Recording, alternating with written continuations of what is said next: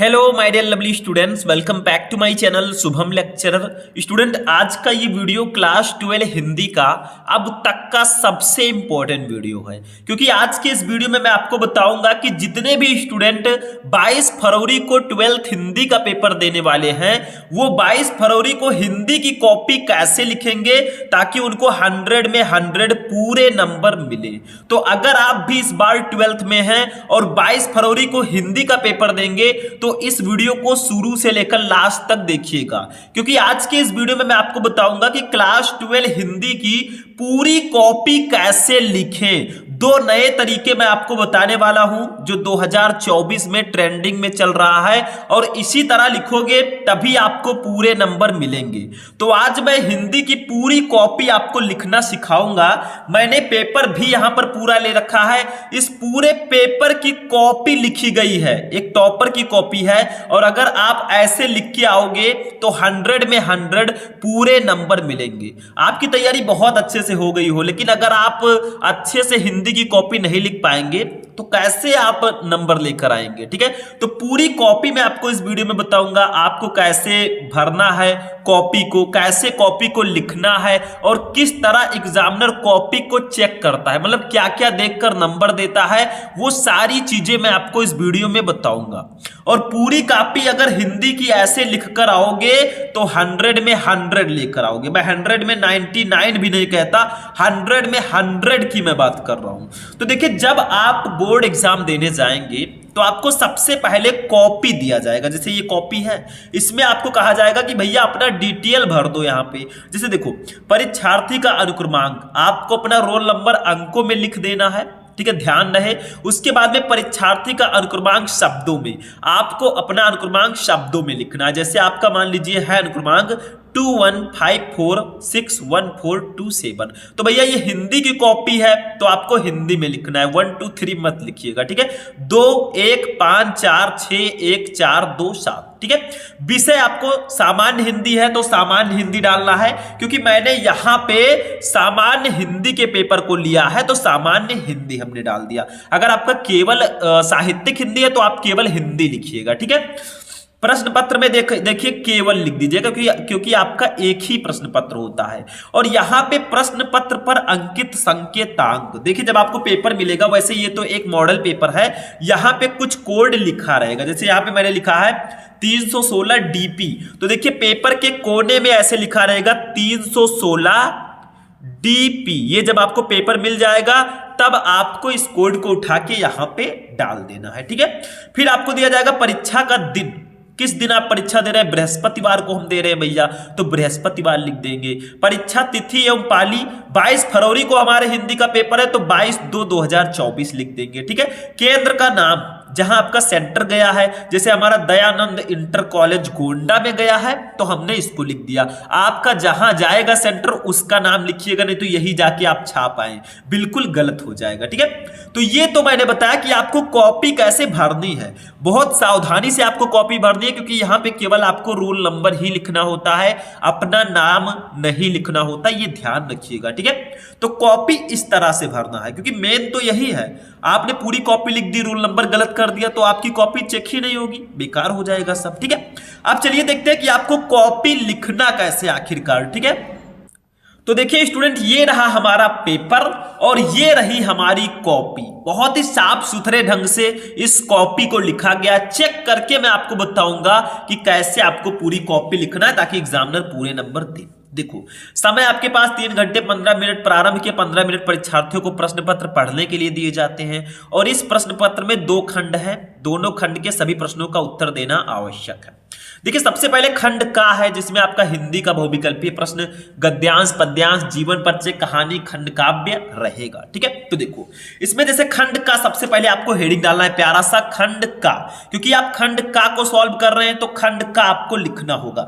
ये सारी चीजें एग्जामिनर देखता है। और एक चीज और, आपको ब्लैक एंड ब्लू पेन का यूज करना है, बाकी पेन का यूज मत कीजिएगा। व्हाइटनर का यूज आप बिल्कुल मत कीजिएगा। जो पेन लेकर जाइएगा वो डॉट पेन होना चाहिए, जेल मत लेकर जाइए। ठीक है, और काट पीट कॉपी में ना करें, साफ सुथरा एवं सुंदर लिखिएगा, क्योंकि जितना आकर्षक दिखेगा टीचर उतना अच्छा नंबर देगा। ठीक है, अब देखिए खंड का हमने डाल दिया। प्रश्न नंबर 1, का हम उत्तर देंगे, पहले ऑब्जेक्टिव क्वेश्चन है, ठीक है। तो यहां पे प्रश्नोत्तर संख्या 1 डालेंगे, यानी कि प्रश्न नंबर 1 का उत्तर, प्रश्नोत्तर का संधि विच्छेद करो, प्रश्नोत्तर का संधि विच्छेद होगा प्रश्न संख्या 1 का उत्तर, ठीक है। अब देखिए का वाला क्वेश्चन है, शिक्षा का उद्देश्य निबंध के लेखक कौन है। देखो इसके लेखक है संपूर्णानंद जी, सेकंड ऑप्शन सही है, तो ऐसे लिख देंगे का सेकंड सही है संपूर्णानंद, ऐसे एग्जामिनर आपको 1 नंबर दे देगा, ले जा बेटा इस पे तेरा ही हक है, ठीक है, ऐसा बोलेगा। खा देखो लल्लू लाल की रचना है, इसमें से कौन सी रचना लल्लू लाल जी की है, तो प्रेम सागर है लल्लू लाल जी की रचना, तो खा का सेकंड प्रेम सागर, ऐसे चेक करेगा एग्जामिनर और ऐसे 1 नंबर इसको भी दे देगा, ठीक है। तीसरा देखिए गा वाला क्या है, पर्दा कहानी के लेखक है यशपाल जी, चौथा सही है, तो गा का चौथा सही है भैया यशपाल, इसका भी 1 नंबर ये ले जाओ, ठीक है। देखो 1-1 नंबर मिल रहा है, सीढ़ी दर सीढ़ी हम अपने मंजिल तक पहुंच रहे हैं और मंजिल में कोई भी बाधा नहीं आनी चाहिए, पूरा पेपर देख के जाना और इस तरह लिखोगे। अभी मैं बताऊंगा क्या क्या पॉइंट देखता है एग्जामिनर, क्या क्या बीच में देखता है कि स्टूडेंट ने किया है कि नहीं किया है। पहले तो ऐसे साफ सुथरा एवं सुंदर लिखिएगा, ठीक है, ये ध्यान रखिए। घा का देखिए आवारा मसीहा के रचनाकार है विष्णु प्रभाकर जी, फर्स्ट सही है, तो घा का फर्स्ट सही है विष्णु प्रभाकर, 1 नंबर इसका भी दे दिया गया, ठीक है। अंगा नंबर देखिए क्या है, बाणभट्ट की आत्मकथा के लेखक हैं हजारी प्रसाद द्विवेदी जी, चौथा सही है, तो अंगा का चौथा सही है हजारी प्रसाद द्विवेदी, ये चेक किया गया, 1 नंबर दे दिया गया, चेक कर, ठीक है, बस हो गया। तो ये आपके 5 ऑब्जेक्टिव हो गए हिंदी गद्य साहित्य के, 1-1 नंबर दे दिया गया। इसमें एग्जामिनर क्या काटेगा भाई, ऑब्जेक्टिव है, इसमें एग्जामिनर अगर चाहे भी तो नंबर आपका नहीं काट सकता, ये ध्यान रखिएगा, क्योंकि ऑब्जेक्टिव 1-1 नंबर करेगा, उसमें क्या काट लेगा, ठीक है। आगे बढ़ते हैं, अब दूसरे क्वेश्चन पे आते हैं। अब देखिए स्टूडेंट दूसरा क्वेश्चन हमारा है, ये भी हिंदी पद्य साहित्य के बहुविकल्पीय प्रश्न होंगे, 5 नंबर के ये भी रहेंगे, मतलब 10 नंबर के टोटल बहुविकल्पीय आते हैं, 5 गद्य साहित्य से 5 पद्य साहित्य से। देखो कामायनी किस युग की रचना है भैया, कामायनी जयशंकर प्रसाद जी की रचना है, ये छायावादी युग की है, सेकंड ऑप्शन सही। तो प्रश्नोत्तर संख्या पहले 2 डालेंगे, क्योंकि यहां पे दूसरा क्वेश्चन स्टार्ट हो गया, ठीक है, हमने 2 डाल दिया। का दूसरा सही है छायावादी युग, ले जा बेटा 1 नंबर इसका भी ले जा, ठीक है, ऐसे देगा एग्जामिनर। खा देखो निम्नलिखित कवियों में से कौन प्रगतिवादी युग का है, इसमें से कौन से कवि है जो प्रगतिवादी युग के हैं, जल्दी से बताइए। तो इसमें से ऑप्शन 4 सही है रामधारी सिंह दिनकर, तो ये 4th ऑप्शन सही है, 1 नंबर इसका भी ले जा, ठीक है। मतलब जो एग्जामिनर यहाँ थोड़ा तेज चेक करेगा कॉपी, हमारी तरफ धीरे धीरे नहीं करेगा, ठीक है, धीरे धीरे से मेरी जिंदगी में आना, देखिए वो थोड़ा तेज चेक करेगा, क्योंकि उसको बहुत सारी कॉपियां चेक करनी होती है, कोई एक चेक करने से काम नहीं होने वाला, इतने सारे बच्चे हैं, सोचो। गा वाला देखो तार सप्तक का प्रकाशन वर्ष है, तार सप्तक 43, ये दूसरा ऑप्शन सही है, तो ये गा का दूसरा सही है 1943, इस भी ये लो, 1 नंबर इसका भी ले जाओ। धीरे धीरे हम 100 की तरफ बढ़ रहे हैं और हमारा टारगेट 100 में 100 होगा और उसको हम पूरा करेंगे। आप तो प्रयास कर ही रहे हैं, हम भी पूरा इफर्ट लगा रहे हैं कि आपको इस बार टॉपर बना के रहेंगे, बस साथ में बने रहें। खा देखो द्विवेदी युग की रचना नहीं है, इसमें से कौन सी रचना है जो द्विवेदी युग की नहीं है, कामायनी। देखिए कामायनी छायावादी युग की रचना है, तो चौथा सही है कामायनी, ले जा 1 नंबर और ले जा, ठीक है। अंगा नंबर देखो अष्टछाप के कवियों का संबंध है किससे, ये दूसरे पेज में है, उसको मैं निकालता हूं, ठीक है। देखिए किससे है, तो ये कृष्ण भक्ति शाखा से है, चौथा ऑप्शन सही है, तो यहां पे ऑप्शन नंबर 4 सही है, कृष्ण भक्ति शाखा, ये देखो 1 नंबर। और ये जो काट पीट मैंने किया है बिल्कुल मत कीजिएगा, ये ध्यान रखिएगा, मैं जो भी इंस्ट्रक्शन है, जो भी निर्देश है, जो भी सावधानी है, वो भी मैं बता रहा हूं, ये काट पीट ना करें। स्टार्टिंग के पेजेज में बिल्कुल भी काट पीट आपको नहीं करना है, नहीं तो काट पीट वाला नंबर भी मिलेगा, ठीक है, ये ध्यान रखिएगा। व्हाइटनर का भी यूज आपको नहीं करना है, ये ध्यान रखिएगा। तो ये आपका काखा गघा अंगा करके 5 क्वेश्चन हो गए, 10 नंबर हमने क्लियर कर लिया। अब तीसरे क्वेश्चन पे चलते हैं। अब देखिए स्टूडेंट हमारा जो तीसरा क्वेश्चन है ये हिंदी का गद्यांश है। देखो इसमें दिए गए गद्यांश पर आधारित निम्नलिखित प्रश्नों का उत्तर दीजिए, 10 नंबर ले जाओ। जैसे देखो धरती माता की कोख में जो अमूल्य निधियां भरी हैं जिनके कारण वो वसुंधरा कहलाती है, उससे कौन परिचित ना होना चाहेगा। लाखों करोड़ों वर्षों से अनेक प्रकार की धातुओं को पृथ्वी को पीस पीस कर अगणित प्रकार की मिट्टियों से पृथ्वी की देह को सजाया है। हमारे भावी आर्थिक अभ्युदय के लिए इन सब की जांच पड़ताल करना आवश्यक है। इसके नीचे 5 क्वेश्चन 1 2 3 4 5 2 नंबर का ये 2 number 2 number 2 number 2 number 10 number. नहीं पता तो अथवा लगा है, ये अशोक के फूल वाला कर दीजिए। इसके नीचे भी 5 क्वेश्चन, जो पता है वही करना है। जैसे मान लीजिए हमें ये वाला पता है, तो पहले तो प्रश्नोत्तर संख्या 3 डालना है, ऐसे प्रश्नोत्तर संख्या 3, ठीक है। फिर देखिए इसको धरती माता डॉट डॉट करके आवश्यक है, इसको लिख दीजिएगा, क्योंकि एग्जामिनर देखो 2 गद्यांश है आप में, एक ये एक ये, कौन सा आपने किया है ये वाला, तो चिन्ह तो होना चाहिए भैया, कोई सबूत, तो हमने लिख दिया धरती माता डॉट डॉट करके आवश्यक है, ये लिखना जरूरी है। सबसे पहला क्वेश्चन, उपयुक्त गद्यांश का संदर्भ लिखिए। ये किस पाठ से, इसके लेखक कौन है, तो ये राष्ट्र का स्वरूप चैप्टर से है, इसके लेखक वासुदेव शरण अग्रवाल जी हैं, तो इसको हम संदर्भ के रूप में लिखेंगे। देखो संदर्भ, थोड़ा जुकाम है भाई, आप लोग थोड़ा सा एडजस्ट कर लीजिएगा, ठीक है, आवाज भी अच्छे से नहीं आ रही होगी। देखो प्रस्तुत गद्यांश हमारी पाठ्य पुस्तक के गद्य भाग में संकलित एवं भारतीय संस्कृति के अध्येता डॉक्टर वासुदेव शरण अग्रवाल द्वारा लिखित राष्ट्र का स्वरूप शीर्षक निबंध से अवतरित है। ये देखो बच्चे ने लिख दिया, इसका 2 नंबर, एक नहीं 2 मिलेगा भाई, पूरे 2 नंबर मिलेगा, कोई नहीं काट सकता, क्योंकि इस तरह लिखोगे तो 2 के 2 नंबर आपको देके जाएगा एग्जामिनर। दूसरा, धरती वसुंधरा क्यों कहलाती है, देखो धरती माता की कोख में जो अमूल्य निधियां भरी है जिनके कारण वो वसुंधरा कहलाती है, तो इसको लिखो। देखो धरती वसुंधरा इसलिए कहलाती है क्योंकि धरती माता की कोख में विभिन्न प्रकार की मूल्यवान निधियां यानी कि वस्तुएं भरी हुई है। ले बेटा 2 नंबर इसका भी ले जा। इतने प्यार से लिखोगे, इतने अच्छे से लिखोगे तो एग्जामिनर कैसे नंबर काट लेगा, वो आपका दुश्मन नहीं है भाई, वो कॉपी चेक कर रहा है। अगर आप सही से लिखोगे पूरा नंबर मिलेगा, ठीक है, ये ध्यान रखिएगा, ठीक। तो ये दूसरा क्वेश्चन। तीसरा क्वेश्चन देखते हैं। अब देखिए तीसरा हमारा क्वेश्चन है रेखांकित अंश की व्याख्या कीजिए, मतलब यहां से लेकर यहां तक का आपको व्याख्या करना है अपनी भाषा में। ये ध्यान रखिएगा भैया, अपने तरफ से क्रिएट करके लिखना है, कुछ बाहरी चीजें आपको नहीं लिखनी है, ठीक है। तो देखो इसका अपनी भाषा में व्याख्या करेंगे, तो डालेंगे तीसरा रेखांकित अंश की व्याख्या, लिखेंगे विद्वान लेखक ने कहा है कि धरती माता की कोख में अमूल्य निधियां भरे पड़े हैं। इन्हीं रत्नों के कारण पृथ्वी का एक अन्य नाम वसुंधरा यानी कि वसुओं को धारण करने वाली भी है। बस लिख दिया, ये इसका भी 2 नंबर आपका कंप्लीट हो गया, 2 नंबर इसका भी आपका कंप्लीट हो गया, तो ये आपका काम हो गया। चौथा, पृथ्वी की देह को किसने सजाया है, तो सब कुछ लिखा है, लाखों करोड़ों वर्षों से अनेक प्रकार की धातुओं को पृथ्वी को पीस पीस कर अगणित प्रकार की मिट्टियों से पृथ्वी की देह को सजाया, तो लिख दो पृथ्वी की देह को इस पर दिन रात बहने वाली नदियों ने पहाड़ों को पीस पीस कर असंख्य प्रकार की मिट्टियों से सजाया है। 2 नंबर इसका भी कंप्लीट, ठीक है, 8 नंबर कंप्लीट। 5वां क्वेश्चन, भावी आर्थिक अभ्युदय हेतु हमें क्या करना चाहिए, तो देखिए क्या है, हमारे भावी आर्थिक अभ्युदय के लिए इन सब की जांच पड़ताल करना आवश्यक है, तो यही लिख दो, भावी आर्थिक अभ्युदय के लिए हमें इन सब की जांच पड़ताल करना चाहिए।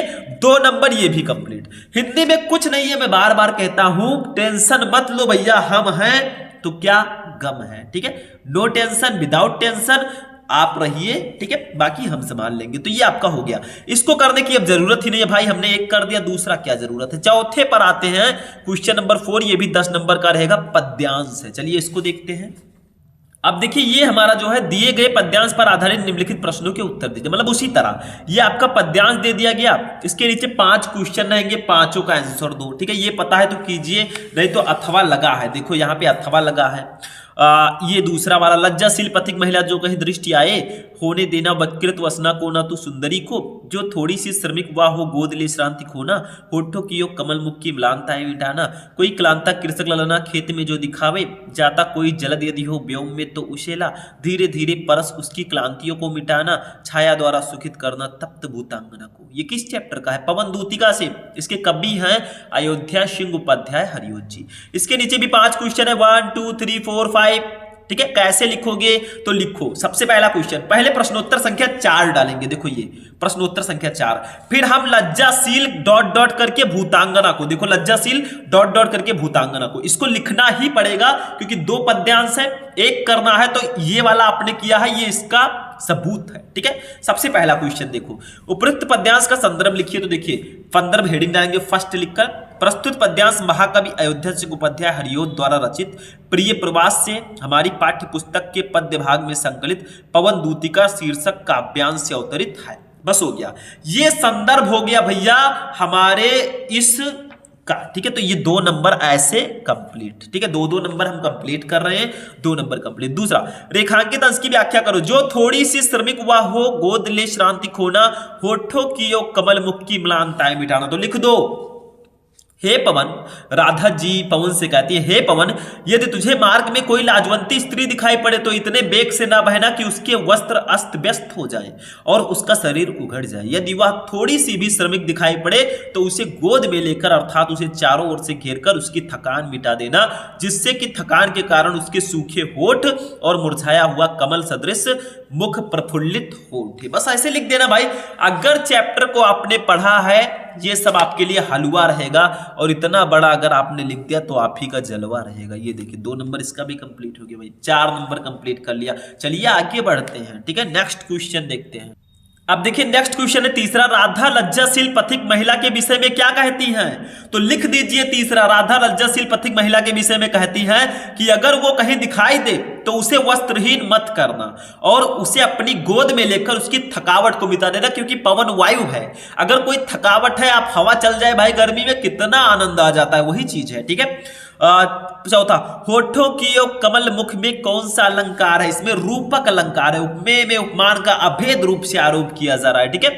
5वां, जलद और कृषक ललना का अर्थ बताइए। देखिए जलद का अर्थ है बादल और कृषक ललना का अर्थ है किसान की स्त्री। बस हो गया। तो ये आपका इसका 2 नंबर ऐसे दिया जाएगा, इसका भी 2 नंबर। आप कहेंगे सर जी इतना बड़ा लिखिए, इसको एक लाइन में लिख दे, 2 वर्ड में 2 नंबर। हाँ, अलंकार पूछा गया, लिख दो, और इसका भी 2 नंबर। लो भैया 10 में 10 ये भी कंप्लीट। क्या कर रहे हो? कुछ नहीं है, डरो मत मेरे स्टूडेंट, आप डरने के लिए नहीं लड़ने के लिए पैदा हुए। किसी से लड़ने मत लग जाना, मेरा मतलब है कि आप जो है खुद के सपनों के लिए लड़ने के लिए पैदा हुए, ठीक है। चलिए आगे बढ़ते हैं, नेक्स्ट क्वेश्चन। अब देखिए स्टूडेंट, हम नेक्स्ट क्वेश्चन पे आते हैं, क्वेश्चन नंबर 5। ये साहित्यिक परिचय है। देखो, निम्नलिखित में से किसी एक लेखक का साहित्यिक परिचय देते हुए उनकी प्रमुख रचना का उल्लेख कीजिए। शब्द सीमा 80 नंबर आपको 5 मिलेंगे। 3 कवि हैं, देखो लेखक हैं। फर्स्ट है आचार्य हजारी प्रसाद द्विवेदी, सेकंड है APJ अब्दुल कलाम, थर्ड है वासुदेव शरण अग्रवाल, ठीक है। इन तीनों में से जिसका आपको पता है उसका साहित्यिक परिचय देते हुए रचनाओं को लिखना है। देखो सबसे पहले प्रश्नोत्तर संख्या 5 का डालेंगे, क्योंकि ये का है। अभी खा में हमारा जो होगा ये कवि का जीवन परिचय होगा, ठीक है। तो प्रश्नोत्तर संख्या 5 का अब हमें जिस लेखक का पता है, देखो हम हजारी प्रसाद द्विवेदी का लिखना चाहते हैं तो ऐसे फर्स्ट लिखकर आचार्य हजारी प्रसाद द्विवेदी लिखेंगे। देखो फर्स्ट है ये हमारे लेखक, तो फर्स्ट मैंने लिख दिया। फिर एक छोटा सा जीवन परिचय लिखना है। बहुत सारे स्टूडेंट कहेंगे सर साहित्यिक परिचय देते हुए उनकी रचना लिखनी है 80 शब्दों में। तो देखो जीवन परिचय बहुत छोटा सा लिख देना, इनका जन्म, इनकी मृत्यु, बस। बाकी साहित्यिक परिचय में लिखना। देखो आचार्य हजारी प्रसाद द्विवेदी का जन्म, जीवन परिचय हेडिंग डाल लीजिएगा, सन 1907 ईस्वी को बलिया जिले के दूबे के छपरा नामक ग्राम में हुआ था। इनके पिता का नाम अनमोल द्विवेदी तथा माता का नाम ज्योतिषमती था। 18 मई सन 1979 ईस्वी को हिंदी का ये महान पुत्र पंचत्व में लीन हो गया। बस हो गया। अब साहित्यिक परिचय आपको लिखना है। देखो आचार्य हजारी प्रसाद द्विवेदी जी का हिंदी साहित्य के अंतर्गत आलोचना तथा निबंध के क्षेत्र में अविस्मरणीय योगदान है। मतलब साहित्य में इनका परिचय कैसा है, ठीक है। 1930 ईस्वी में काशी हिंदू विश्वविद्यालय से ज्योतिषाचार्य की उपाधि तथा 1949 ईस्वी में, थोड़ा पेज हम पलटते हैं, ठीक है। 49 ईस्वी में देखिए 49 ईस्वी में लखनऊ विश्वविद्यालय से डीलिट की उपाधि प्राप्त की। कई विभागों में के अध्यक्ष एवं प्रमुख भी रहे। तो इनका साहित्यिक परिचय हो गया, ठीक है। फिर इनकी कृतियों को लिखना है। ये आपका इसका नंबर हो गया 3 नंबर। अब कृतियां 2 नंबर। देखो इनकी प्रमुख रचनाएं निम्नलिखित हैं। निबंध संग्रह में अशोक के फूल, कुटज, विचार प्रवाह, विचार और वितर्क, आलोक पर्व, कल्पलता। देखिए इस बच्चे ने गलती की है, मैंने, क्योंकि यहाँ पे व्हाइटनर का यूज, व्हाइटनर बिल्कुल मत यूज कीजिएगा, यहाँ पे नंबर कट जाएगा, ये ध्यान रखिएगा। अभी तो मैं आपको बता रहा हूं।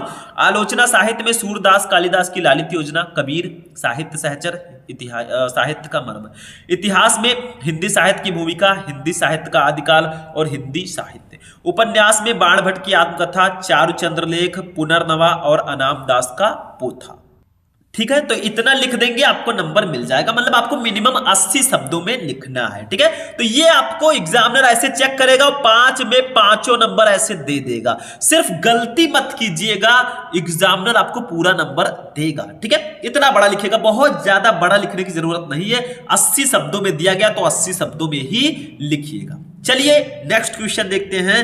5 का खा। अब देखिए स्टूडेंट, 5 का जो खा है, लेखक का साहित्यिक परिचय हमने लिख दिया। अब कवि आते हैं। देखिए निम्नलिखित में से किसी एक कवि का साहित्यिक परिचय देते हुए उनकी प्रमुख कृतियों में प्रकाश डालिए। शब्द सीमा 80, 3 + 2 मतलब 3 नंबर साहित्यिक परिचय का, 2 नंबर कृतियों का। देखो फर्स्ट है मैथिली शरण गुप्त, सेकंड है सुमित्रानंद पंत, थर्ड है रामधारी सिंह दिनकर। तो पहले तो प्रश्नोत्तर संख्या 5 का खा डालेंगे, ऐसे खूब प्यार से प्रश्नोत्तर संख्या 5 का खा। ठीक है, फिर हम किस कवि का लिख रहे हैं, जैसे हम रामधारी सिंह दिनकर का लिख रहे हैं तो थर्ड रामधारी सिंह दिनकर, यहां पे आगे 3 लिख दीजिएगा। ठीक है, थर्ड। तो देखिए जीवन परिचय सबसे पहले बहुत छोटा सा। श्री रामधारी सिंह दिनकर का जन्म 30 सितंबर 1908 ईस्वी को जिला मुंगेर बिहार के सिमरिया नामक ग्राम में हुआ था। इनके पिता का नाम श्री रवि सिंह और माता का नाम श्रीमती मनरूप देवी था। दिनकर जी का स्वर्गवास 24 अप्रैल 1974 ईस्वी को मद्रास चेन्नई में हुआ। साहित्यिक परिचय देखो, रामधारी सिंह दिनकर छायावादोत्तर काल एवं प्रगतिवादी कवियों में सर्वश्रेष्ठ कवि थे। दिनकर जी ने राष्ट्र प्रेम, लोक प्रेम आदि विभिन्न विषयों पर काव्य रचना की। इन्होंने सामाजिक और आर्थिक असमानता तथा शोषण के खिलाफ कविताओं की रचना की एवं प्रगतिवादी और मानवतावादी कवि के रूप में इन्होंने, देखिए थोड़ा आगे बढ़ते हैं। ठीक है, नेक्स्ट पेज, ये देखिए इन्होंने, थोड़ा नीचे करेंगे इसको, इन्होंने देखिए ऐतिहासिक, ठीक है, ऐतिहासिक पात्रों और घटनाओं को ओजस्वी और प्रखर शब्दों का ताना बाना दिया। ज्ञानपीठ पुरस्कार से सम्मानित उनकी रचना उर्वशी की कहानी मानवीय प्रेम, वासना और संबंधों के इर्द गिर्द घूमती है। मतलब आपको एक चीज और करना है जो मैंने शायद बताया नहीं, साइड में लाइनिंग जरूर कर लीजिएगा कॉपी में। ठीक है, अब देखिए कृतियां, दिनकर जी की कृतियां निम्न है। काव्य रचनाओं में रेणुका, हुंकार, कुरुक्षेत्र, उर्वशी। खंड काव्य में रश्मि रथी, आपने देखा होगा रश्मि रथी आप में हो भी सकता है किसी स्टूडेंट में जिसका खंड काव्य रश्मि रथी है। कविता संग्रह में रसवंती, द्वंद्व गीत, सामधेनी बापू, इतिहास के आंसू, धूप और धुआं, नीम के पत्ते, नील कुसुम, चक्रवाल, कविश्री, सीपी और शंख, परशुराम की प्रतीक्षा, स्मृत तिलक, हारे को हरनाम आदि। बाल साहित्य में धूप छाह, मिर्च का मजा, सूरज का प्यार। ये लो भैया 5 नंबर इसका भी मिल गया। लो काम खत्म। क्या है इसमें, अच्छे से लिखना, आप प्यारे से हो तो प्यारे तरीके से ही लिखना। ठीक है, ताकि नंबर एग्जाम ना काट पाए, उसको बहाना ना मिल सके भाई। ठीक, चलिए आगे बढ़ते हैं नेक्स्ट। अब देखिए स्टूडेंट, हमारा जो नेक्स्ट क्वेश्चन है क्वेश्चन नंबर 6, ये है भैया कहानी। ठीक है, अब कहानी में मैंने आपको बताया है पंचलाइट कहानी और बहादुर कहानी बहुत ही ज्यादा इंपॉर्टेंट है। तो देखिए इसमें बहादुर अथवा पंचलाइट कहानी के उद्देश्य पर प्रकाश डालिए 5 नंबर का। शब्द सीमा 80 शब्दों में आपको लिखना है। नहीं पता तो अथवा लगा है। ध्रुव यात्रा कहानी की कथा वस्तु अपने शब्दों में लिखिए।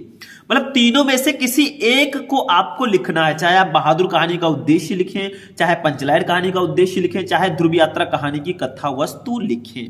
तो हम लिखेंगे पहले प्रश्नोत्तर संख्या 6 और हम लिखेंगे बहादुर कहानी का उद्देश्य। ठीक है, तो ऐसे हेडिंग डालेंगे प्रश्नोत्तर संख्या 6 बहादुर कहानी का उद्देश्य।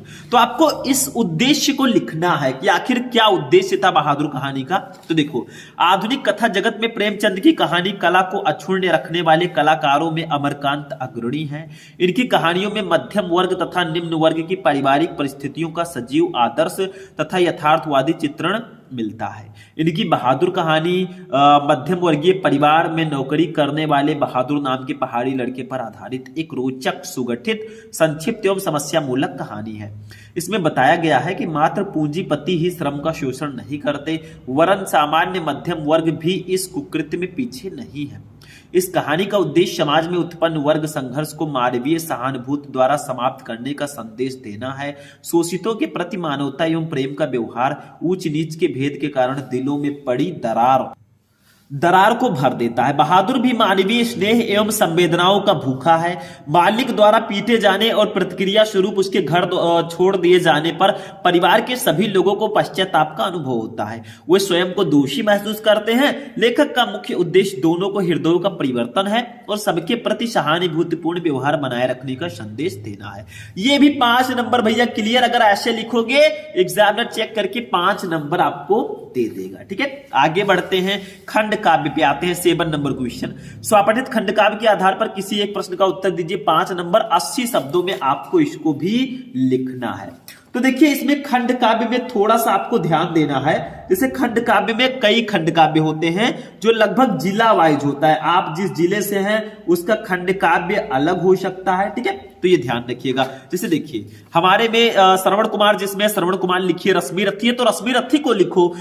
मुक्ति यज्ञ है, मुक्ति यज्ञ को लिखो। त्यागपथी है, त्यागपथी को लिखो। हमारे में त्यागपथी है तो हम त्यागपथी को कर देते हैं, क्योंकि हम गोंडा जिले से हैं तो हमारे में त्यागपथी है। तो त्यागपथी खंड काव्य की कथा वस्तु संक्षेप में लिखिए। अथवा लगा है। त्यागपथी खंड काव्य के आधार पर हर्षवर्धन का चरित्र चित्रण कीजिए। मतलब दोनों में से एक ही करना है। ठीक है, तो देखिए हम इसको कर रहे हैं हर्षवर्धन का चरित्र चित्रण। तो पहले तो प्रश्नोत्तर संख्या हम लोग डालेंगे 7। ठीक है, ऐसे प्रश्नोत्तर संख्या 7, इसका हम लोग चौथा कर रहे हैं त्यागपथी, तो चौथा लिख देंगे। हर्षवर्धन का चरित्र चित्रण हम कर रहे हैं तो ऐसे हर्षवर्धन का चरित्र चित्रण हेडिंग डालेंगे और उनके बारे में लिखेंगे। हर्षवर्धन त्यागपथी के नायक हैं। इस खंड काव्य की संपूर्ण कथा का केंद्र वही है। संपूर्ण घटना चक्र उन्हीं के चारों ओर घूमता है। कथा आरंभ से अंत तक हर्षवर्धन से ही संबंध रखती है। ऐसे आपको हेडिंग वाइज लिख देना है। फिर आपको लिखना है आदर्श पुत्र एवं भाई। आखिर वो आदर्श पुत्र एवं भाई कैसे थे उसके बारे में आपको हेडिंग डाल के लिख देना है। ठीक है, फिर देश प्रेमी थे वो, देश प्रेमी लिखकर देश प्रेमी के बारे में लिख देना है। फिर अजय योद्धा थे, अजय योद्धा लिखकर उनके बारे में थोड़ा लिख देना है। मतलब हेडिंग वाइज आपको लिखना है। अभी और है इसमें, देखिए श्रेष्ठ विचारक थे तो श्रेष्ठ विचारक हेडिंग डाल के ऐसे लिख देना है। श्रेष्ठ शासक, महान त्यागी थे तभी उनको त्यागपति कहा गया, ऐसे हेडिंग डालना है। धर्म परायण हेडिंग डालना है। कर्तव्यनिष्ठ एवं दृढ़ निश्चयी, मतलब आपको हेडिंग वाइज उनका चरित्र चित्रण करना है। 5 नंबर इसका भी आपको मिलेगा बिल्कुल फ्री में। एक भी नंबर एग्जामिनर नहीं काटेगा, आधा नंबर भी नहीं काटेगा। तो ये आपका खंड काव्य हो चुका है और खंड का हमारा कंप्लीट हो चुका है। अब हम लोग चलते हैं खंड खा पे। ठीक है, 50 नंबर हमारा क्लियर हो गया। अब देखिए स्टूडेंट, यहां पे आपका खंड खा आता है। इसमें 8वां क्वेश्चन रहेगा संस्कृत गद्यांश। देखिए दिए गए संस्कृत गद्यांशों में से किसी एक का ससंदर्भ हिंदी में अनुवाद कीजिए। 7 नंबर का रहेगा। जैसे देखो 2 गद्यांश दिए गए हैं। एक महामना विद्वान वक्ता धार्मिको नेता पत्तु पत्रकार आश्चित परमश्य सर्वोच्च गुण जन सेवया आसीत यत्र कुत्राप अयम जनान दुखिताम पीड्यमाश्चत तत्रैव सा शीघ्रमेव उपस्थिता सर्वविधम सहायश्च अकरोत् प्राणी सेवा अस्य स्वभाव एवासीत। ये पता इसको कीजिए, नहीं तो दूसरा है इसको कीजिए। मतलब आपको संदर्भ लिखकर हिंदी अनुवाद लिखना है। तो हम पहले हेडिंग डालेंगे प्रश्नोत्तर संख्या 8 का ऐसे लिखेंगे खंड खा। देखिए पहले आपको खंड खा हेडिंग डालना है क्योंकि हमने खंड खा स्टार्ट कर दिया है। फिर प्रश्नोत्तर संख्या 8 का डालना है। फिर आप कौन सा कर रहे हैं, देखो आप महामना मालवीय वाला कर रहे हैं तो इसको डॉट डॉट करके लिख देना है, क्योंकि एग्जामिनर को पता लगे आपने कौन सा किया है तो हमने लिख दिया डॉट डॉट करके। पहले संदर्भ लिखना है किस पाठ से, देखो प्रस्तुत गद्यांश हमारी पाठ्य पुस्तक के संस्कृत भाग में संकलित महामना मालवीय नामक पाठ से अवतरित है। अनुवाद लिख देना है। महामना विद्वान वक्ता भाषणकर्ता धार्मिक नेता एवं कुशल पत्रकार थे, किंतु इनका सर्वोच्च गुण जनसेवा ही था। जहां कहीं भी ये लोगों को दुखित और पीड़ित देखते थे वहीं शीघ्र उपस्थित होकर सभी प्रकार की सहायता करते थे। प्राणियों की सेवा इनका स्वभाव ही था। 7 नंबर हो गया। ऐसे एग्जामिनर फ्री में दे देगा भाई। अनुवाद लिखना है और संदर्भ लिखना है। अगर आपने लिख दिया तो क्यों नहीं देगा, बस साफ सुथरा सुंदर लिखिएगा, सुंदरता रहेगी तो आपको एग्जामिनर पूरा नंबर देगा। ठीक है, नेक्स्ट क्वेश्चन पे चलते हैं। अब देखिए इसका खा वाला है, ये संस्कृत का पद्यांश है जिसको श्लोक बोलते हैं। तो दिए गए पद्यांशों में से किसी एक का ससंदर्भ हिंदी में अनुवाद कीजिए। जैसे देखो नवे रोचते भद्रा हुआ उलूकस्य विवेचनम आक्रुद्धस्य मुखम पश्य कथम क्रुद्धो भविष्यति। अथवा लगा है परोक्षकारी हंतारम प्रत्यक्ष प्रियवादनम गोर्जेता दृश्यम मित्र विष्पुंभम पयो मुखम। ठीक है, दोनों में से जो आपको पता है उसको कीजिए। हमें ये वाला पता है परोक्षकारी हंतारम, क्योंकि ये सुभाषित रत्नानी चैप्टर का है। तो प्रश्नोत्तर संख्या 8 का खा डालेंगे और डॉट डॉट करके लिखेंगे। प्रश्नोत्तर संख्या 8 का खा परोक्षकारी डॉट डॉट करके पयो मुखम। पहले संदर्भ लिखेंगे, प्रस्तुत पद्यांश हमारी पाठ्य पुस्तक के संस्कृत भाग में संकलित सुभाषित रत्नानी नामक पाठ से अवतरित है। फिर अनुवाद लिखेंगे, जो पीठ पीछे काम बिगाड़ने वाला हो पर सामने मीठा बोलने वाला हो, ऐसे मित्र को उसी प्रकार छोड़ देना चाहिए जिस प्रकार विष से भरे घड़े को जिसके ऊपरी भाग में दूध लगा हो उसको छोड़ दिया जाता है। ऐसे आपको इसका लिख देना है, काम खल्लास। ठीक है, तो ये आपका हो गया भाई 7 नंबर, ये भी कंप्लीट। ये लो, एग्जामिनर ने दे ही दिया पहले ही। ठीक है, चलिए आगे बढ़ते हैं नेक्स्ट टॉपिक। अब हम लोग आते हैं हिंदी व्याकरण पे। क्वेश्चन नंबर 9 जो है ये हिंदी व्याकरण का है। निम्नलिखित मुहावरों में से किसी एक का अर्थ लिखकर वाक्य प्रयोग कीजिए। 2 नंबर। 4 दिए रहेंगे, 1 2 3, एक दूसरे पेज में है। 4 दिए रहेंगे, चारों में से किसी एक का अर्थ लिखकर आपको वाक्य प्रयोग करना है। जैसे देखो, फर्स्ट है तलवार की धार पर चलना, मतलब बहुत कठिन काम करना। सेकंड है टका सा जवाब देना, साफ इनकार करना। थर्ड है दाल में काला होना, यानी कि कुछ गड़बड़ होना। तो हम थर्ड वाला कर देते हैं। पहले प्रश्नोत्तर संख्या 9 का डालेंगे। देखिए यहाँ पे 9 डालेंगे। ठीक है, प्रश्नोत्तर संख्या 9। इसका तीसरा हम करेंगे दाल में काला होना, एक ही करना है, इसका मतलब कुछ गड़बड़ होना, ऐसे मीनिंग लिख देना। फिर वाक्य प्रयोग हेडिंग डाल के वाक्य प्रयोग कर देना। तुम रात भर सड़कों पर इधर उधर घूमते रहते हो, जरूर कुछ दाल में काला है भैया। ऐसे भी लिख सकते हो, भैया मुकेश तुम रात भर सड़कों पर इधर उधर घूमते रहते हो, जरूर दाल में कुछ काला है। ठीक है, लबेरिया तो नहीं होगी भैया आपको। नेक्स्ट बढ़ते हैं आगे। अब हम लोग नेक्स्ट टॉपिक पे आते हैं भैया, जो काफी ज्यादा इंपॉर्टेंट टॉपिक है और इसको तो आपको पढ़ना ही पढ़ना है। ठीक है, नया टॉपिक आया है, नए हैं भैया। अभी देखो 10 वाला, आपठित गद्यांश पर आधारित निम्नलिखित प्रश्नों का उत्तर दीजिए। एक आपठित गद्यांश आपको दिया गया, आप लोग कहेंगे सर इसमें तो पहले से टिक है। देखो मैंने आपको क्लास प्रोवाइड कराया, थोड़ी सी वॉइस प्रॉब्लम थी तो मैं दोबारा इसको शूट कर रहा हूं आपके लिए। ठीक है, दोबारा क्लास। तो देखिए ये आपका एक आपठित गद्यांश है। इसके नीचे 3 क्वेश्चन है, 1 2 3। 1 नंबर पहले क्वेश्चन के लिए, 2 दूसरे के लिए और 2 तीसरे के लिए। टोटल 5 नंबर का ये रहेगा। जो क्वेश्चन दिया गया है इसका आंसर इसी गद्यांश में आपको मिलेगा और 2 गद्यांश दिया जाएगा, एक ये। जो आपको पता है वो कर सकते हैं। इसके नीचे भी 3 क्वेश्चन रहेंगे। ठीक है, तो देखो इसको पढ़ लीजिएगा। इसके नीचे क्वेश्चन है, तो पहले प्रश्नोत्तर संख्या 10 का डालेंगे ऐसे। देखो प्रश्नोत्तर संख्या 10 का। ठीक है, हम ये वाला कर रहे हैं, ये कहना डॉट डॉट करके उठ जाए, ये कहना डॉट डॉट करके उठ जाए। पहला क्वेश्चन देखो, लेखक के अनुसार इच्छा लोभ आदि का क्या परिणाम होता है? पढ़ोगे आंसर मिल जाएगा। तो फर्स्ट लिखेंगे, लेखक के अनुसार इच्छा लोभ असंतोष आदि के कारण समाज में शोषण, कुटिलता, अत्याचार, भोगवृत्ति एवं अशांति को प्रोत्साहन मिलता है। दूसरा, आदर्शों की रक्षा के लिए सत्पुरुष का क्या रुख होना चाहिए? तो दूसरा 1 नंबर इसका मिल गया क्योंकि ये एक ही नंबर का था। ठीक है, आदर्शों की रक्षा के लिए निस्वार्थ तथा इच्छा मुक्ति होकर धीरे धीरे साहस पूर्वक कर्म करना चाहिए एवं उन्नति को प्राप्त करना चाहिए। 2 नंबर इसका मिल गया। मतलब ये जो क्वेश्चन है इसका आंसर इसी में रहेगा, ढूंढोगे तो मिल जाएगा। ठीक है, तीसरा, इच्छाओं का उद्दीतीकरण का अर्थ स्पष्ट कीजिए।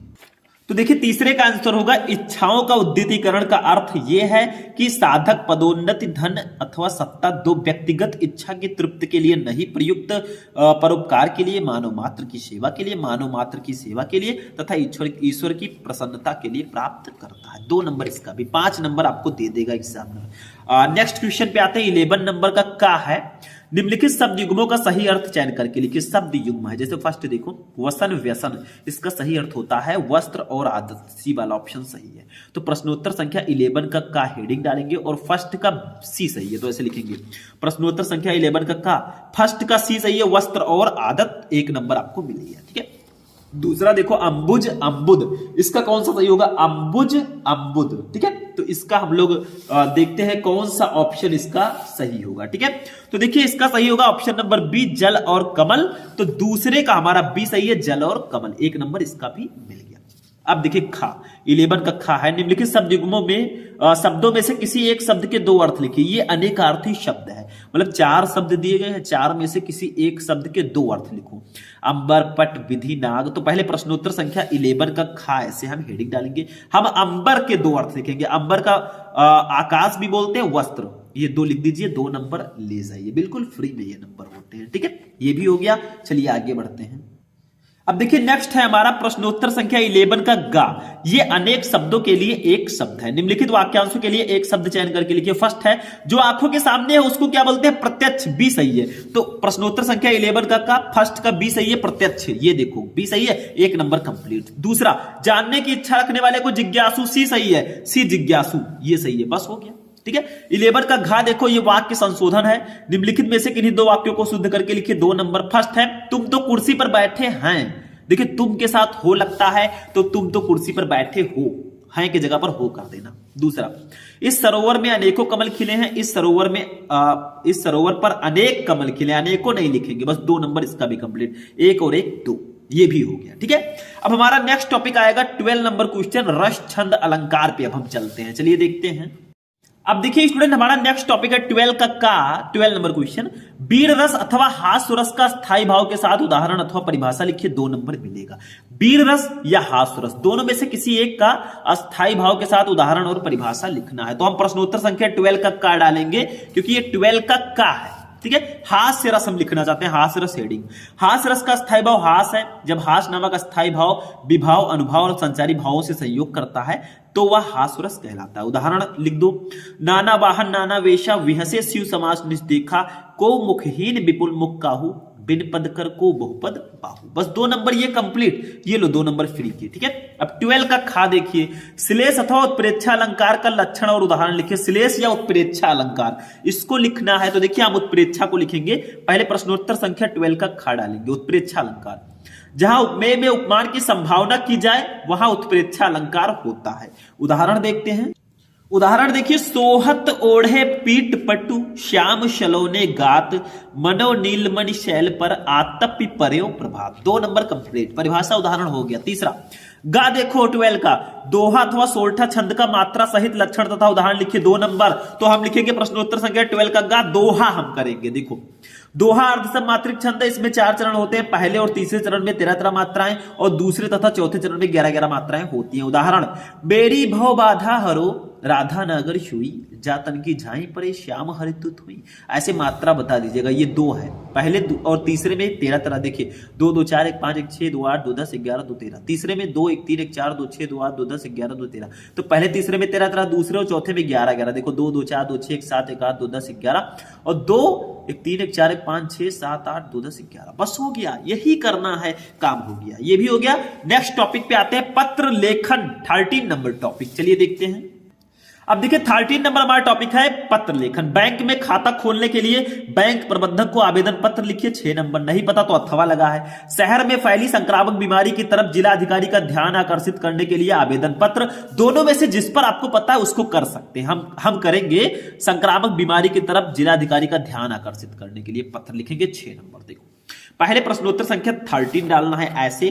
फिर शहर में फैली संक्रामक बीमारी के लिए जिला अधिकारी को आवेदन पत्र। सेवा में मुख्य चिकित्सा अधिकारी या जिला अधिकारी लिख दीजिएगा। यहाँ पे देखिए, पहले सेवा में जिसको आप पत्र लिख रहे हैं उसको लिखना है, फिर विषय, किस विषय पर लिख रहे हैं। हम शहर में फैली संक्रामक बीमारी पर लिख रहे हैं, लिख दिया महोदय। अब महोदय करके अपनी समस्या बताओ भैया क्या कर रहे हो। देखो फिर उसके बाद आग्रह करना है। ठीक है, तो मैं आपका ध्यान क्षेत्र के प्राथमिक स्वास्थ्य केंद्र पर संक्रामक बीमारियों से बचाव के लिए इस्तेमाल की जाने वाली दवाइयों की कमी की ओर आकर्षित कराना चाहता हूं। पूरे क्षेत्र में हैजा, डेंगू ज्वर, मलेरिया, टीबी तथा पीत ज्वर जैसे संक्रामक रोग अपने चरम बिंदु पर हैं। इस कारण प्राथमिक स्वास्थ्य केंद्र पर पीड़ितों की संख्या निरंतर बढ़ रही है, लेकिन आवश्यक दवाइयों के अभाव में डॉक्टर उचित इलाज नहीं कर पा रहे हैं। वही डॉक्टरों द्वारा पीड़ितों को, ठीक है आगे बढ़ेंगे भैया, पेज को पलटेंगे। ठीक है, पीड़ितों को इलाज हेतु बाहर से लिखी जा रही दवाइयां इतने ऊंचे मूल्य पर मिल रही हैं जो आम जन के पहुंच से बाहर है, मतलब बहुत महंगी।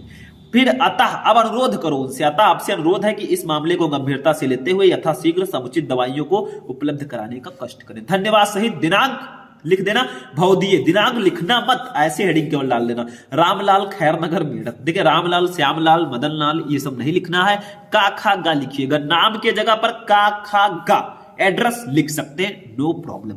तो ये पत्र लेखन हो गया। अब चलिए अपना लास्ट टॉपिक देखते हैं, निबंध। अब देखिए स्टूडेंट, हमारा जो नेक्स्ट टॉपिक है 14 नंबर, निम्नलिखित विषयों में से किसी एक पर अपनी भाषा शैली में निबंध लिखो। भैया 9 नंबर का बहुत इंपॉर्टेंट है। आपको 5 ऑप्शन दिए रहेंगे, जैसे फर्स्ट है देश में बेरोजगारी की समस्या, सेकंड है आतंकवाद की समस्या और समाधान, थर्ड है वृक्षारोपण का महत्व, और उसके बाद में फोर्थ आपका है, देखो 5 ऑप्शन है। फोर्थ है विद्यार्थी और राजनीति, फिफ्थ है देश की समृद्धि और विकास में समाचार पत्रों की भूमिका। तो हम आतंकवाद की समस्या एवं समाधान पर लिखेंगे, थर्ड सेकंड वाला। तो प्रश्नोत्तर संख्या 14 पहले ऐसे डालेंगे, फिर यहाँ पे सेकंड लिखेंगे आतंकवाद समस्या एवं समाधान। जब भी निबंध लिखे पहला हेडिंग प्रस्तावना, लास्ट हेडिंग उपसंहार, और हेडिंग मेन है। निबंध में जितना अच्छा हेडिंग डालेंगे, जितने अच्छे से लिखेंगे, उतना अच्छा नंबर मिलेगा। और कोई जरूरी नहीं है भैया बुक से याद करके आए वही लिखें, अपनी तरफ से भी लिख देंगे, हेडिंग डाल के नंबर मिल जाएगा। प्रस्तावना, प्रस्तावना में आपको लिखना है कि आखिर किस टॉपिक पे आप निबंध लिख रहे हैं उसके बारे में। जैसे आतंकवाद पे लिख रहे हैं तो प्रस्तावना में मनुष्य भय से निष्क्रिय और पलायनवादी बनता जा रहा है, इसलिए लोगों में भय उत्पन्न करके कुछ असामाजिक तत्व अपने निहित स्वार्थों की पूर्ति करने का प्रयास करने लगते हैं। इस कार्य के लिए वे हिंसापूर्ण साधनों का प्रयोग करते हैं। ऐसी स्थितियां ही आतंकवाद है। ठीक है, ऐसे आपको प्रस्तावना लिख देना है थोड़ा सा। फिर हेडिंग आपको प्यारा प्यारा सा जितना हेडिंग आप डाल सकते हैं डालिएगा। देखिए दूसरा हेडिंग हमारा क्या है, आतंकवाद का अर्थ। देखिए आतंकवाद का अर्थ हेडिंग डाल के आतंकवाद के बारे में लिख दो। ठीक है, कि आतंक प्लस वाद से बने इस शब्द का अर्थ होता है पीड़ा, डर, आशंका। इस प्रकार आतंकवाद एक ऐसी विचारधारा जो अपने लक्ष्य की प्राप्ति के लिए बल प्रयोग में विश्वास रखती है। ऐसा बल प्रयोग प्रायः विरोधी वर्ग, समुदाय या संप्रदाय को भयभीत करने के लिए और उस पर अपनी प्रभुसत्ता स्थापित करने की दृष्टि से किया जाता है। आतंक, मौत, त्रासहीन के लिए सब कुछ कहा जाता है। आतंकवादी यह नहीं जानते कि कौन कहता है कि मौत का अंजाम होना चाहिए, जिंदगी को जिंदगी का पैगाम होना चाहिए। ठीक है, शायरी मैंने लिखी है। आगे बढ़ते हैं, नेक्स्ट देखिए अगला हेडिंग जो हमारा रहेगा ये क्या रहेगा, देखो आतंकवाद एक विश्वव्यापी समस्या, इसके बारे में लिख दीजिए। फिर भारत में आतंकवाद कैसा है ऐसे लिख दीजिए। जिम्मेदार कौन है इसको ऐसे लिख दीजिए। मतलब हेडिंग डाल के खूब अच्छे से लिखिए उसको। मैं पढ़ भले ही नहीं रहा हूं लेकिन हेडिंग आपको बता रहा हूं। ये सारे हेडिंग लिखेंगे नंबर पूरा आपको मिलेगा। फिर ऐसे हेडिंग डालना है आतंकवाद के विविध रूप। भारत के आतंकवादी गतिविधियों निरोध को कानून 1985 में आतंकवाद पर विस्तार से विचार किया गया और आतंकवाद को 3 भागों में बांटा गया। ऐसे आपको अच्छे से लिखना है, हेडिंग वाइज लिखोगे पूरा नंबर मिलेगा। फिर नेक्स्ट हेडिंग रहेगा आतंकवाद का समाधान कैसे करें। ठीक है, उसके बारे में लिख देना है। फिर उपसंहार लास्ट हेडिंग रहेगा, मैंने बताया था इसमें आपको लिख देना है। ये 9 नंबर आपको ऐसे दे दिया जाएगा। ठीक है, उपसंहार लिखकर। तो इस तरह से आपको पूरे हिंदी की कॉपी लिखना है। ये निबंध जो हमारा था ये लास्ट क्वेश्चन था। तो अगर ऐसे लिखकर आओगे 22 फरवरी को 100 में 100 लेकर आओगे, एक भी नंबर नहीं कटेगा। इसलिए मैं 100 बोल रहा हूं क्योंकि नंबर हमें बिल्कुल भी नहीं गंवाना है। 100 में 100 हिंदी में लेकर आना है। ठीक है, क्योंकि हिंदी स्कोरिंग सब्जेक्ट होता है। तो आप लोग साथ बने रहें, बहुत सारी चीजें मैं आपको प्रोवाइड कराऊंगा और 100 में 100 आपको दिलाऊंगा। तो आज की क्लास यहीं पर फिनिश होगी। इस वीडियो को लाइक करना, चैनल पर नए चैनल को सब्सक्राइब करना। मिलेंगे नेक्स्ट वीडियो में नेक्स्ट टॉपिक के साथ। तब तक के लिए जय हिंद।